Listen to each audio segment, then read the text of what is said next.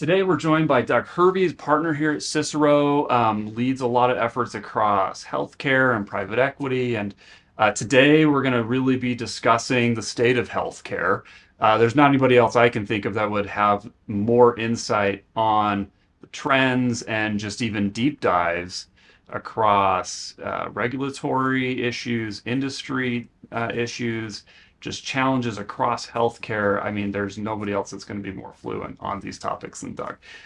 So let's just kind of start there, Doug. What are some of the trends that you're seeing as we look into next year? What are the big trends in healthcare that you're seeing? Yeah, I'll cover three. So first trend that I'm seeing has to do with, technology innovation and patient preference and evolving payment and delivery models are driving more and more care to the home. So you'll see more and more care that's traditionally only been provided in the hospital health system, segment, provided more not just in ambulatory surgical centers, but also in the home as well. And there's a couple reasons for that.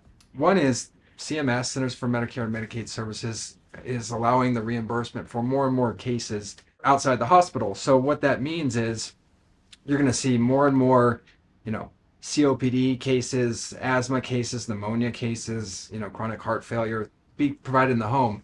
A lot of patients prefer that. Less sepsis, less chance for infection there. So that's one trend you'll see in healthcare. Two is the consumer is going to be more and more important. So in healthcare, the consumer's really been shafted. Like, providers bill, payers deny, Yeah, deny, right. and they're stuck in the middle. Hmm. And the consumer typically doesn't get a very customized experience in healthcare like it does in the consumer space. So like Amazon outside of healthcare gives a really like customer focused, very unique experience for every consumer.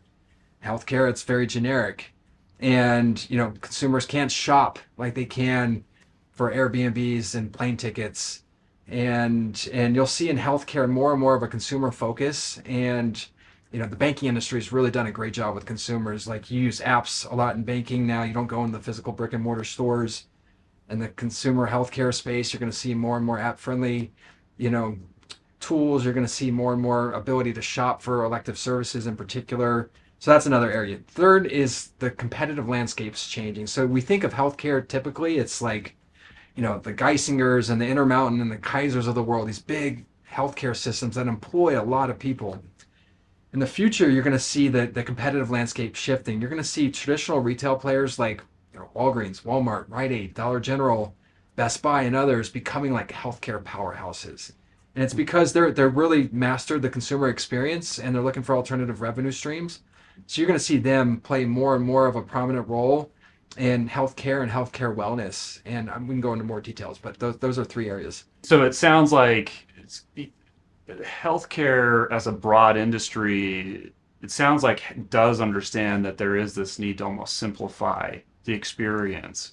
Can you talk a little bit about um, the innovations within that experience? You kind of mentioned like what are some of the things that these systems are starting to do to really be more consumer centric? Yeah, I mean, you're seeing more and more employers allow for, technology, what we call digital therapeutics, to engage with their employees and their consumers. So this could be anything from, virtual related behavioral health consulting or counseling. It could be, monitoring of sleep and providing analytics around that. It could be, actually like changing our neuro, modulation and different, devices that are within apps that can essentially like help treat patients. So you're seeing a lot of like innovation around digital therapeutics right now, and Huh. these are devices that can be, eventually approved by FDA. You're also seeing a lot of innovation in the shopping experience, so allowing for more, transparency of prices and allowing, consumers to be able, particularly for elective cases, to be able to see what else is out there. And then third, I would say, is the convenience piece for consumers. So the retail space, you have 24/7 off hours for Walgreens, Rite Aid to go, buy your goods and services. In healthcare, you're going to see more extended hours and more, more patient friendly, settings to be able to engage with your provider. And you mentioned pricing transparency. I Hmm. know that in policy spheres in particular, that's something that has gotten a lot of attention. Talk a little bit about what you see happening with price transparency. Do you see any new movement in that space happening in the next Yeah. year? It's a big talking point, particularly among the right, for ways that we can improve our healthcare system. It does influence some of pricing. When you don't have access to pricing, it's hard to shop and it's hard to look for alternative services. Although when you're in an emergency situation, you don't typically look to shop around. You need to drive to your nearest hospital or healthcare system. If you think about like cost in healthcare, 75% of costs are either hospital health system cost, physician group cost, and or drug related costs. So price transparency doesn't really impact the drug pricing equation. We need to, figure out ways to get more generics out into the marketplace, particularly after those patents have been expired. And we need to shift care outside the hospital healthcare system to lower cost settings. So price transparency really doesn't, you know, impact a lot of costs within the healthcare system per se. You'd have to, address some of the unique situations with labor supply and also allowing for more, practitioners that are, nurse practitioners or nurses to be able to, practice and prescribe medication and medicine. So Yeah, and I think a lot of this innovation is really being driven around the fact that healthcare is really expensive, right? yeah, There's either a lot of money in the system or a lot of folks that understand it's just expensive. Healthcare is really expensive. And inflation has been incredibly high, as we know, for the yeah. last few years. And so, do you see more increases happening across healthcare at this point? Do you think that it's going to continue to be exceptionally expensive to receive standard care? You just talk a little bit about what some of those factors are that, contribute, maybe that folks don't even Yeah. know to those. I mean, healthcare is twice as expensive here as our, other first world countries, and we get, In America. Yeah. much less value in the U.S. And so healthcare is very expensive here in America. You talked about inflation. Healthcare inflation's been relatively tame over the last couple of years, despite, Oh, inflation in the consumer space being 7 to 8%, 4 to 5% this year, potentially persistent. In the healthcare space, it's been relatively light because a lot of people deferred, elective surgeries during COVID. And so rates didn't go up that much, but they are going to go up. And a lot of it's, increasing amount of, some blockbuster drugs that are out there right now, particularly in weight loss space and other categories that are going to drive up premiums. So you're going to see more and more employers getting thoughtful and creative about how to manage costs. So employers could have more narrow networks. They could, directly contract with the hospitals, cut out middle parties, payers. And you're going to also see employers look at reference-based pricing and try to, peg rates to a percentage of Medicare. Hospitals don't like that, but employers are going to get more and more, sophisticated in how they negotiate directly with hospitals. And they're also going to look potentially to offload employees from their health plans and give them a defined benefit. Basically, it's called a HRA, health reimbursement, agreement where they just offload the employees and give them an amount of money, and the employees go purchase their health insurance on an exchange. well, so talk a little bit more about that. Yeah. There was a lot to Mhm. unpack in Yeah, that. yeah, But so talk a little bit more about the HRAs. You yeah, yeah, said, yeah, yeah. talk more about HRAs and I guess what you're seeing there, what you're hearing about Some of it HRAs. is, the government and what they're allowing. It's a slow trickle right now.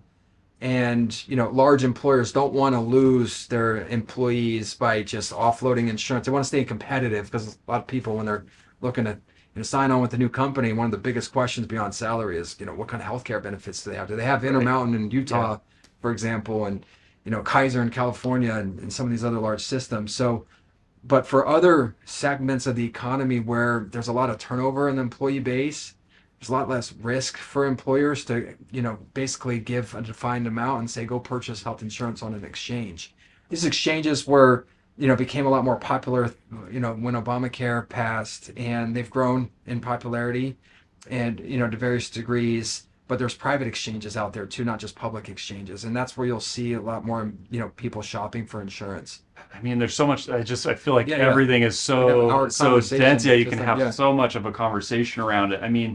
One of the last questions maybe I would have for you is, if you were to point out one big trend that companies in this space or stakeholders in this space really need to keep an eye on going into 24, what is that one trend that you would say, listen, you got to keep your eye on this? What are you hearing is important For to employers or for hospitals? So, which segment? for employers? Yeah, yeah. So for employers right now, one of the big, things to consider is, how can I keep myself competitive, particularly if you're like, an international business that's competing against other countries where, healthcare may be part of a public good and public service, and the employer's not offering that health insurance. They have a much more like, friendly cost structure than the US. So for employers, if your costs are going up substantially on the healthcare, which I remember talking to Walmart one time, they're like, Doug, our healthcare costs are through the roof. You got to think through like, how can I find like the centers of excellence basically to send my employees for shoulder surgery or for a knee replacement or hip replacement, places where you can keep costs down. And it may be flying an employee to a different region of the country, but the travel costs are marginal compared to like the value of a certain provider, and that's really good at like hip and knee Really? replacements. So actually Yeah, flying somebody yeah. across the country It less could, expensive. yeah, because when you think of like these costs for these surgeries, they're in the hundreds of thousands of dollars, upper, five And figures. employers are carrying that burden. Yeah, employers So, are, and then employees by they get less, salary, and yeah. so if those costs are coming in through healthcare, the employers are going to have lower salaries for their employees. So if you can direct, your employees to centers of excellence, this is what Walmart does. They send people to certain centers of excellence across the country for certain procedures. You're going to keep your costs like way down. Travel costs are so minimal in healthcare relative to like a surgery procedure. Wow.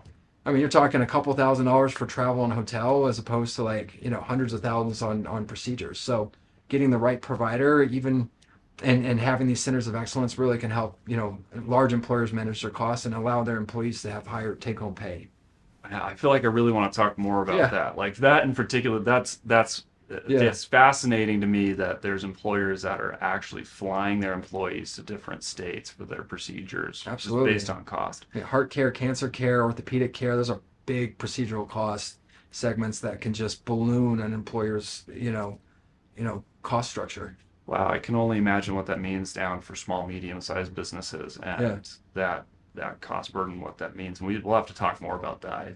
I think that this is just like you even tried to narrow Yeah. the discussion a little bit of like, well, let's figure out what lane you want to even talk in here. And I think that that's just an example of really how much of an expert you actually are in this area, but that there is a lot of opportunity to talk about individual areas within this that I think will be really impactful and help a lot of different types of organizations and people understand the healthcare system, but more importantly, how they can find opportunity in the healthcare system, but just even navigate the healthcare system. So thanks, Doug. Thanks for chatting. Yeah, you bet. Yeah. Thanks, Talk soon. Chase. Yeah.